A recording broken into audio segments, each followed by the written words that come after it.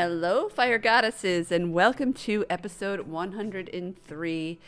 In this episode, I dive into the importance of using your intuition in business, in life in general, as your best friend, as your guide, and as the superpower that all of you have, believe it or not, within you.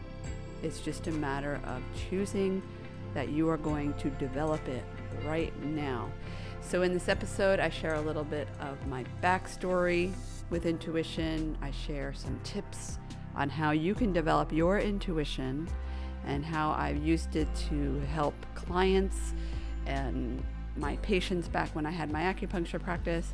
And then if you listen to the end, I give you a little bit of a juicy story involving, I don't know if I should share with you right in the beginning. So if you listen to the end, you'll know.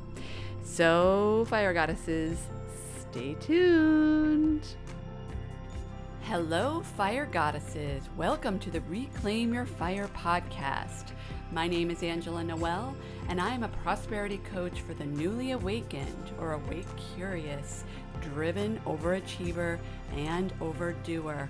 After running a successful acupuncture practice in Boston for 12 years, I decided to hang my hat by closing the practice and pursue what it is that I'm really meant to do in this world, and that is to serve humanity online on a global scale. Using my background in Chinese medicine, along with the brain science of habits, spirituality, and divine masculine and feminine energy balance, I am here to help you not just understand, but know how powerful you are and that you are the person who is responsible for having the finances, inner peace, radiant health, and energy, aka the fire, in your life that you've always desired. My intention with this podcast is to serve humanity, no matter what gender you identify as, to help bring out the divine feminine goddess in each and every one of you. As you probably are already aware, the world is changing and is begging for the goddess to come out in each and every one of you. So, fire goddesses, stay tuned. Hello, fire goddesses. How are you doing? I know it's been a hot minute since we have last met on this Reclaim Your Fire podcast, but I haven't forgotten about you. In fact, I miss podcasting so much, but it turns out that I needed to take this much needed break, and whenever I came back, I was just being asked to take more of a break.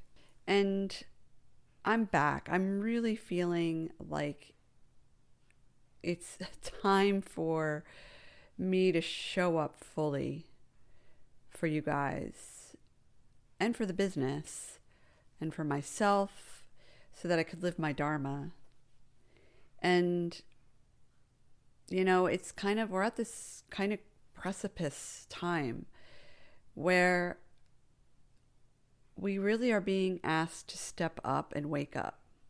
What that all means, might have your own interpretations about what that means. I may or may not discuss that more in future episodes, but basically we're being asked to, as my friend and I often talk about, we're being asked to buck up and show up, because it's kind of crazy. It's a crazy time of upheaval and turmoil. And I'm just sharing words that a lot of people use. If I'm going to be perfectly honest with you, I believe we're living in a very beautiful time of transition. And transition often means that some things need to break down. So it can be sad sometimes, but I also believe in the duality of emotions. Like, we can be sad and we can be distressed maybe about some of the things that are going on. But at the same time, if we really truly open up our hearts and step into the larger picture of what it is that's actually happening. There's so much beauty to witness and so much beauty available to us. And that's really where I come from. That's always going to be my perspective, because you guys get you get all the other news elsewhere. And it's always my intention to share information with you that is going to help you rise up and be a better person. It's always my intention for you to have the information and the tools available to you so that you can build your inner empire. I like to call it inner empire because everything that goes on in the inside of us is going to reflect how we show up on the outside. So having the life that we want is really an inside job. It's really how we are living our lives internally, how we manage ourselves, how we show up for ourselves, how we love, starting with ourselves first, loving ourselves, which is a practice every single day. At least for me personally, I didn't I didn't grow up learning self-love. So many of us were raised in dysfunctional families or learned that dysfunction was a norm. And when I talk about dysfunction, it doesn't mean anything bad or, that you were raised in a messy home or anything. It's just that the everyday norms of relating to each other that we learned from our parents is actually not healthy. The ghosting, the gaslighting, the manipulation, the passive aggressiveness, all the things that we learn in order to self-regulate our nervous system so that we can keep going without having a nervous breakdown every day, right? And it doesn't necessarily mean that any of these people that we grew up with were bad or malicious or of malintent. It's just a matter of what we learn and how we teach our children in the next generation. So for those of you that do have kids, you have an incredible opportunity to stop that generational stuff now, dead in its tracks. And it doesn't have to be at any certain particular age. As long as your kids are still under your roof, you have an opportunity to be a part of this, of stopping the generational stuff that we tend to pass on to our children because we were doing our best, but maybe we didn't know any better. We didn't know, but now we know because we're waking up. And I'm saying we as a collective consciousness, right? Because we are actually not separate from each other. That is old belief. It's old world belief. New world belief is what we always were, is we are together. We are one another. And we are here to love and learn how to love ourselves unconditionally and love others unconditionally. And that's it, really. You want to know the magic secret for how to change the world? It's that. It's through unconditional love. It's through doing this work. And, I say this as if it's such a simple concept. It really is a simple concept, but it requires not everybody knows. Like I mentioned this early on, I'm still learning how to love myself. I'm still learning how to not judge myself and not be so hard on myself, because that's what I learned.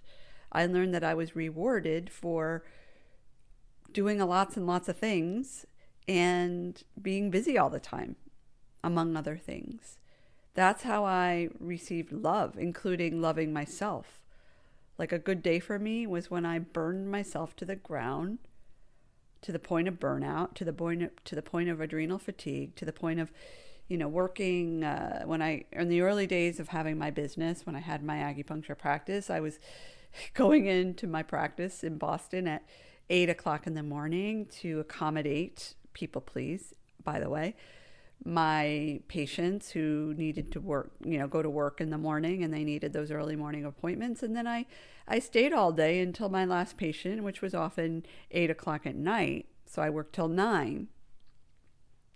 And I remember there were times, because of the seasons and the way the light works, that I would often go to work in the morning and it would be dark. And then when I left my building, it would be dark. And I didn't leave my building all day long. And talk about disorienting. That was so disorienting. And I used to wonder, as I drove home in the dark, in the beginning, I had a 25-minute commute. And then in the later years, I had like a 45-minute commute. And I wondered why I was so sad when I left work. There was no sunlight. There was no connection to Mother Nature. There was no getting any vitamin D. I would come home at night and it was time to go to bed a lot of times. So there was no connection with my husband at the time, And that is not a way to live. And I know that now, and I learned my lessons. But my intention now is to help entrepreneurs so that they don't go through that grind and they don't go through that what everybody feels, or what we learn is to be expected when you open up a business and have a business, that you should be working all the time. Now, that's not to say that you shouldn't be doing anything and you should just be sitting on your couch and oming and trust that all the things are going to come to you. You still need to do the thing, but it's a matter of managing your energy through energy alignment, which I talk about a lot. It's part of my system, Reclaim Your Fire. It's the E in fire is energy alignment. And mastering that so that you can work smarter, work less, and make more money, right? The F in fire is financial abundance. So I want to chat with you a little bit today because, and I side note, you guys all know at this point that I own a dog. Her name is Ayla. She's 7 now. She's a rescue. We live in the city now, and I have neighbors. So whenever my neighbors come and go, whether they open or close the door, front or back, and then I have, I have more than one family living in my building now, she barks. So we may be interrupted by barking. I will pause it if I have to, but I'm not going to edit out the barking if it comes up. This is just real life. This is what it is. This is who she is. We are learning to work with each other, and it has been quite a journey, a separate conversation altogether. But I wanted to give you the heads up that she might bark, and now you know.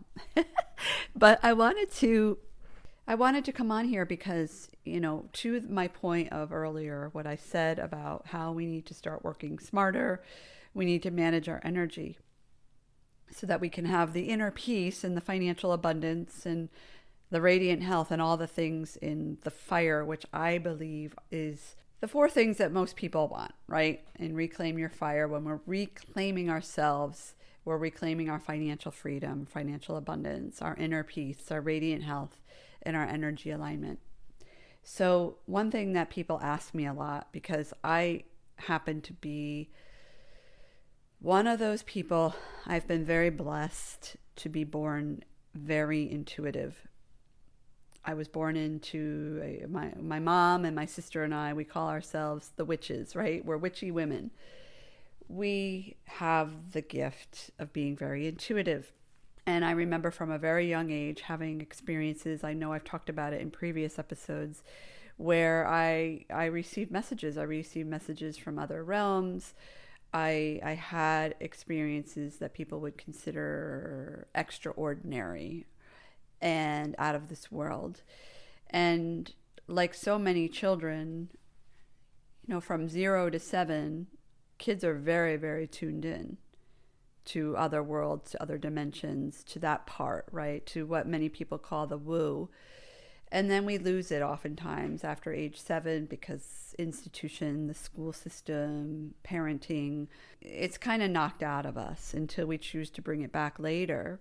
A lot of times it comes back when people experience a loss, but not always. It doesn't have to be that you experienced a death. But a lot of times when we lose our loved ones, we tend to want to have the ability to communicate with our loved ones again. And then we relearn these gifts. And so many of us are so gifted. Human beings are so gifted. We have no idea what we're capable of, truly. We're capable of so many things because we have these connections to other worlds that we don't know about. It's just not taught, it's not normie conversation, but I'm here to talk about it as if it is normie, because it's very, in fact, normie for me. And in order for the world to change, it's really absolutely necessary for us to claim this part of ourselves, actually. And it starts with learning how to be more intuitive and learning how to trust our intuition and to know when it's intuition. So I want to chat about that today, because once you listen to this entire episode, you're going to discover that it's not as difficult if you tend to be more of a rational person, or maybe this is something new and you want to learn more about yourself, discover more about this part of yourself. It's actually pretty easy to do this, but it starts with awareness, and it starts with this genuine desire to want to develop it, right? So I want to talk about that, and I want to talk about, first of all, why it's so important to develop your intuition. Because for many of my audience listeners, you are business owners, you are entrepreneurs.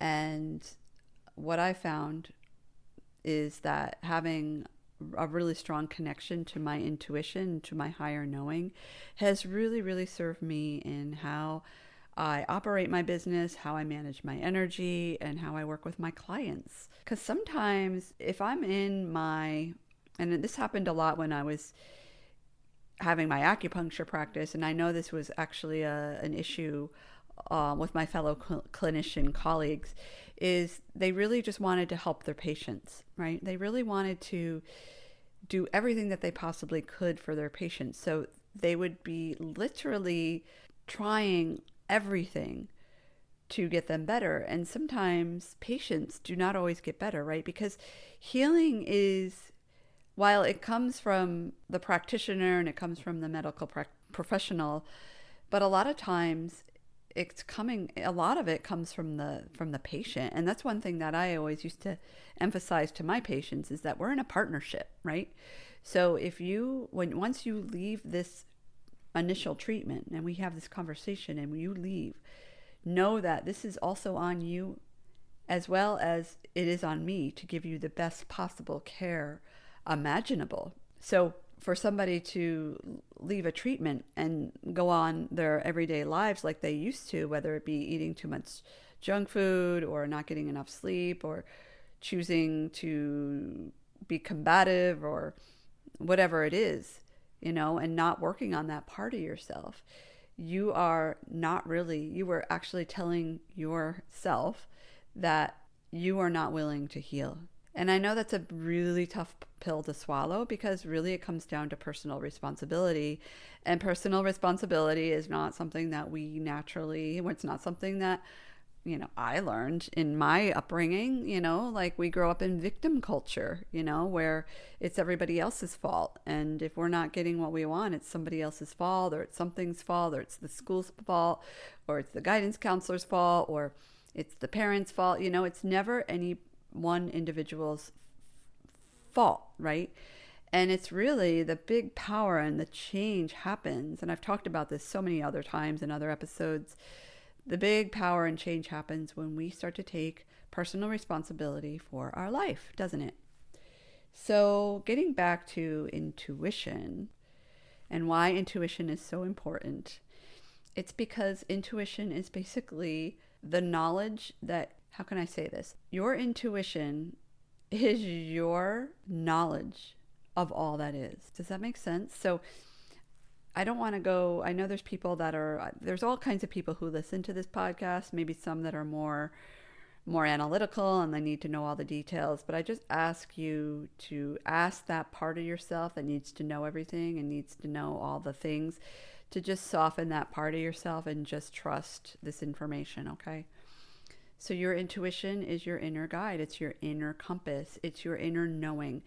So much of the most successful leaders in the world, like if you start like looking up CEOs, I should have maybe researched this a little bit better before I got on the mic, but if you start researching like some of the best CEOs of companies, some of the best leaders in the world, they'll say that the reason why they're so successful is because they really rely on their intuition. They're able to make decisions quickly, but they're also able to master the art of using their intuition. Because when you get caught in and I want to get back into what I was saying earlier about my fellow colleagues, my fellow clinician friends who listen. We want to help everybody, right? But like I said, we're partnering up with our clients, right? So they are just as responsible for taking care of their part as I am responsible for giving the best possible treatment. And I remember there were sometimes when these patients were not healing and they would come to me and I was doing everything I could. I was trained. I did all the treatments accordingly. I tried new things. I tried new strategies. And there were times, maybe 10 to 15% of the time, where there was a patient that just didn't always get better. Like maybe they would feel calmer and they would feel better when they left the treatment room, and they almost always did. But the issue always continued to come back, right? And as a clinician, I often felt, and I often took that personally. I took that personally. Like there must be something that I'm missing, that this person isn't getting better. And the truth is, sometimes when that person isn't willing to let go of their stuff, they're just not going to get better, are they? And that is when it's really important, I think, as a clinician or as an entrepreneur or a human being living on planet Earth during this time. Because it's really easy, because of the matrix and how so many of us have been raised to overthink and use our 3D analytical brains all the time, that we often leave that part of ourselves that is it's like our gold, right? Our gold mine. We leave that behind, or we don't even acknowledge the fact that we have all this wisdom within us that can help us and also help our clients, right? So, when I think about, it's been quite a few years now since I had a clinical practice, but if I were to start seeing patients clinically again, I pretty much just work online now with my clients. But if I were to start seeing people clinically again and I was noticing this trend, I would definitely be relying on my intuition more, and I would ask better questions, because when these patients came in and they would be frustrated, for example, like, I'm not getting better. Can you, why is this? The treatments aren't working. And I really do believe it's not a matter of the treatments not working. There may be some practitioners out there that maybe are not knowledgeable or negligent, but I do believe that most medical practitioners out there are doing the best that they can. But it's not necessarily a matter of that, but it's a matter of this attachment to the old ways of being and the old paradigms, and the desire to, or the lack of desire to want to let go of these things. So many of my patients, I call them my liver people or my wood people. They're so liver and wood people are so easy to spot. It's like I can see them from a mile, 2 miles, 5 miles, 10 miles, 100 miles away. These are the people that are usually very, they're slim and muscular, right? And their muscles are tight. These are usually the people that have like a shrugged posture, right? Because their shoulders are literally practically touching their ears, and their jaws are usually really tight, and you can see like the tightening in their jaw, and you just know that they're constraining so much energy, and their liver chi is literally just saying, please, please, please, please, just release me. These are people that are often in their analytical mind. They're often very, very driven to success and to achieve, and they often have a hard time letting go, right? So those people, they often respond very, very well, but if they don't let go of that old way of being, they are often the people that end up very sick. They are often the women who end up with chronic pain, or because they're so, like stuck in their ways. Sometimes they don't allow that opportunity for their body to heal. They could end up with cancers, and cancers of the reproductive system, breast cancer, all the things, right? Male, female, what have you. So how does intuition play into all this? Intuition allows for things to be so much easier, because we don't need to always be questioning and wondering and having to have the exact information all the time, because we just know. And if we don't know, if we're not receiving the information that we need, it's always an invitation to just sit in the quiet and trust that the information will come. And if it does not come, chances are that just means that you're being impatient and you need to sit and be quiet some more. You need to quiet your mind some more, and you need to allow that intelligence to come through. So when it comes to running a business, it is absolutely and 100% the most important skill to develop.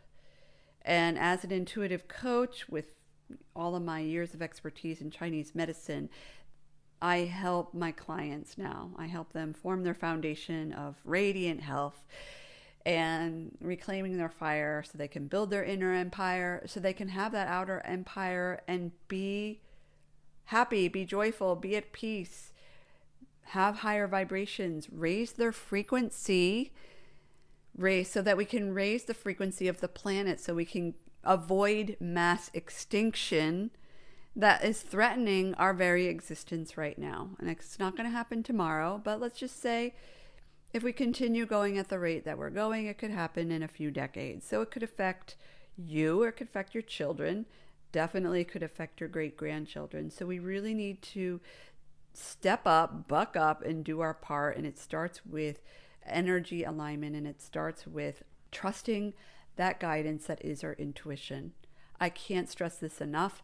Yes, it's important to be physically and mentally healthy, but part of this physical and mental wellness is having your intuition, because that is part of you, that is part of your whole being. So for those of you that are wondering, I don't even know where to begin with using my intuition. I don't have any intuition. I'm not intuitive. I didn't grow up with an intuitive mom or an intuitive dad or an intuitive aunt or grandma or anybody. How do I do this? And really, the first step is to decide that you are going to trust your intuition. Decide that this is your new way of being and own it. Second is just awareness, is developing the awareness of your inner wisdom coming through. Now, what does that look like? Okay. So those are those pangs, right? A lot of times it comes through as this like fleeting thought, right? But it just comes through effortlessly. It's not like you had to like work hard, or it came through like you had to force it or anything. It's just this thought that came through. It's like, have you ever been in a situation where you've thought of somebody and they call or they text, or you run into them in the mall or something? I don't know. Do people still go to malls? Actually, I just went to the mall last week. So yes, people still go to malls. But so that's kind of how it is. And the reason why that happens is because we are all universally connected to each other. So chances are, if you're thinking of somebody, they're thinking of you, or they thought of you recently.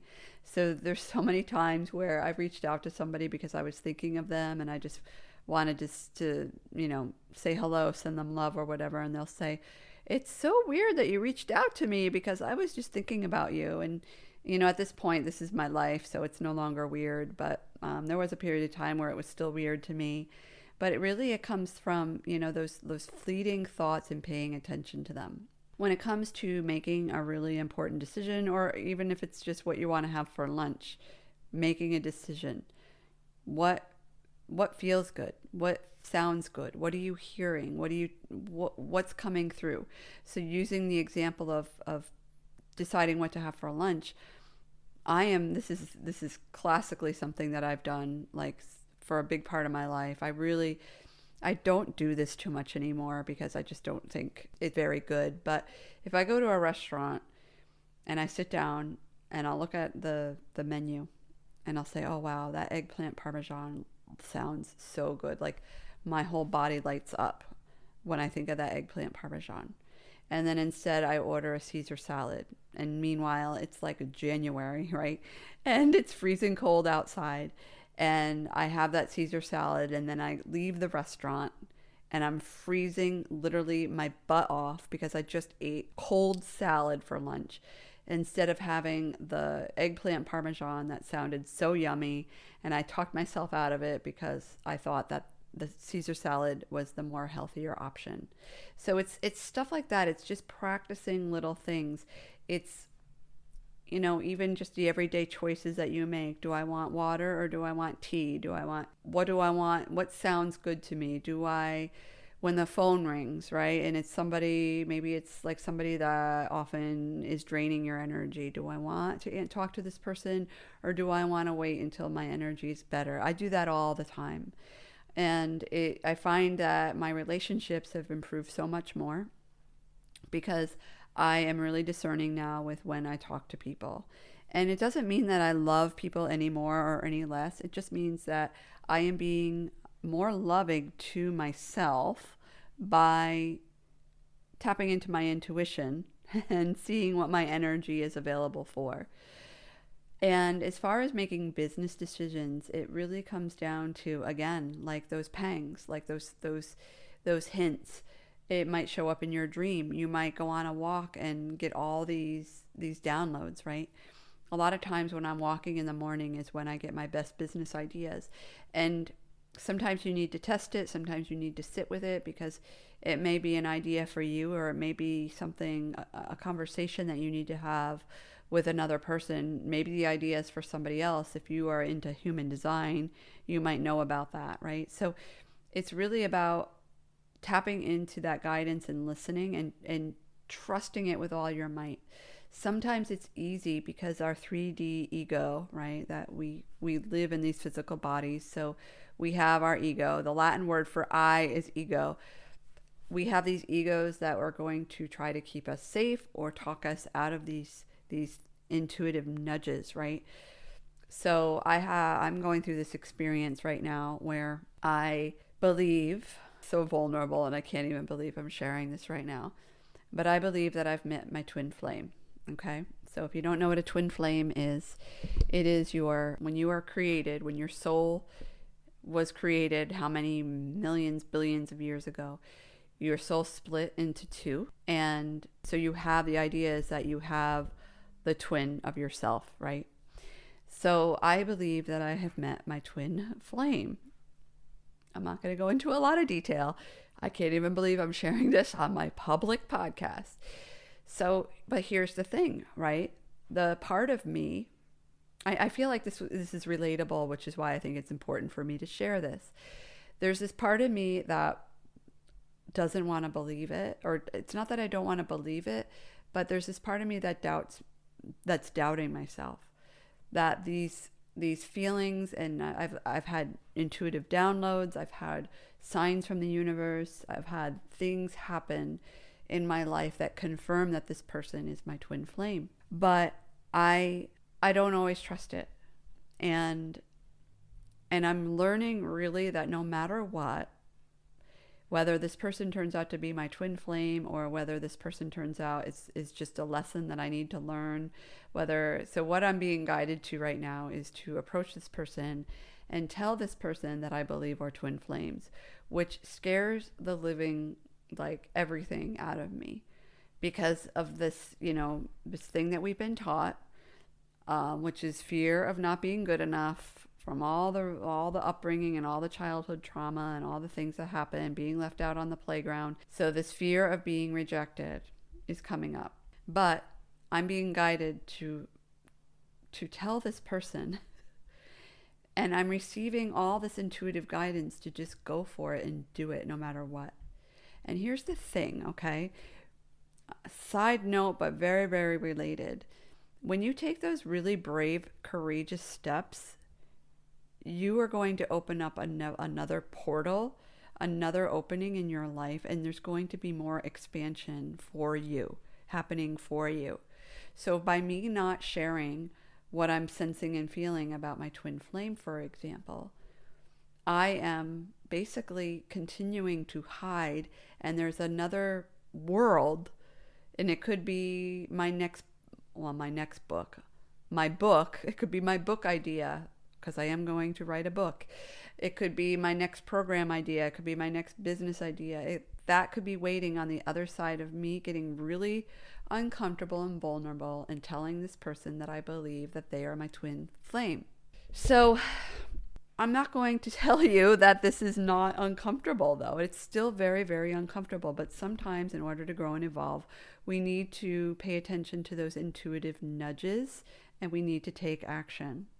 And some people ask me, like, how do you know the difference between intuition and just your ego wanting or forcing or wanting something so badly to happen that they believe it's destiny, right? We do that all the time. We fool ourselves as humans all the time. And really it comes down to how it feels in your body, right?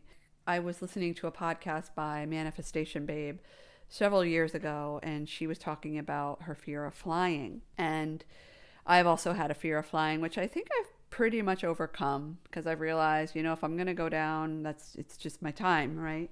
I might as well just enjoy the ride. But she had this intense fear of flying at one point. And I think the story was, if I remember, is that she ended up getting off the plane because she was having this intuitive hit that she needed to get off the plane. So she actually got off the plane and didn't fly. And what she learned from that was, like, she needed to go in her journal, and she wrote it out, and the plane ended up landing and everything was fine. She ended up getting on another flight and going home. But she needed to look at herself and realize and discover what was her feeling when she got off the plane. Was it intense anxiety, or was it like this clear knowledge coming from a clear channel saying, get off this plane, and then you swiftly act? So what she realized was that what she was feeling was fear and anxiety, and it wasn't coming from a clear channel. It was actually coming from her ego telling her that she wasn't safe, and she got off the plane. So I love that story, and it's something that I lean into often when I am teaching my clients about intuition and how to trust their intuition, is always ask yourself how it feels in your body. Like, is there a feeling of constriction? Is there a feeling of forcing or wanting something? Like, are you lusting after this individual so much that you feel that they're your twin flame? In my case, with my twin flame, there's no lust, and there's no attachment, actually. Like, if this person comes back and says, no, I don't believe we're twin flames, like, I know that I did that everything I could, and we're not attached. I don't fantasize about being in bed with this person. Whereas, when I moved out, and sorry if this is TMI, but when I moved out of my house and, into my condo, I moved away from my marriage, I was lusting after men left and right, because I was newly single, and I literally felt like a teenager, like totally hormoned up, right? That is the ego, right? That is the ego. And I appreciate all the lessons that I learned from that time of my life. I had a lot of fun from that time of my life, but lust versus being in tune with your twin flame feel totally different, as an example. So if you're looking for your twin flame, or you're wondering if you're with your twin flame, so much of it, I can talk about this later, because I'm really into this topic, but so much of it is really, for me in this journey, is relying on my intuition. So does that help you with helping you tap more into your intuition? Let me know. Definitely message me and get in touch with me on Instagram, and let me know what your thoughts are on this subject, and if it helped you understand more about tapping into your intuition, specifically with running your business, and basically with making decisions in your life out of smoothness, out of calm, out of peace, out of a higher place, instead of forcing and trying to make things work and happen. For me, intuition has been the best God-given tool that I could ever imagine having. It is really the key to my success. I consider it my superpower. I'm an intuitive coach. That's how I help people. So I really appreciate you listening to this podcast from beginning to end. I really appreciate all of you that have been with me since the beginning. When I started this podcast in May of 2020, I know I took quite a bit of a break, but trust me when I say that I am back. I'm back to serving my people. I can't wait to see what unfolds. And if this podcast resonated with you, please share this with your friends and family, and or write a review of this podcast on iTunes, or what is it called? Apple Podcasts now, because that helps with the rankings. It helps get it into more ears. It's really interesting because even though I haven't been recording and podcasting regularly, I still have a lot of downloads. People are still coming in and downloading and listening. So I really appreciate the support. And at some point, I hope that I can share with you my twin flame story in a little bit more detail. But I feel like at this point, I've gone pretty far out of my comfort zone and shared with you quite a bit. So until next time, goddesses, remember to be radiant, be powerfully authentic, and know that you can reclaim your fire at any time. Until next time, take care. I love you so much. Hi, this is Angela Noel. And thank you so much for listening to this podcast. If you have found value in listening to this podcast, I would be so grateful if you could kindly share this podcast with those you care about. Please help me spread the word of empowerment and possibility and expansion by sharing this podcast. Or you could also leave a review on Apple Podcasts. Remember to follow me on Instagram at I am Angela Noel, or you could go to my website at www.angelanoelinternational.com to learn more about my work and to find out how you can work with me. Thank you very much.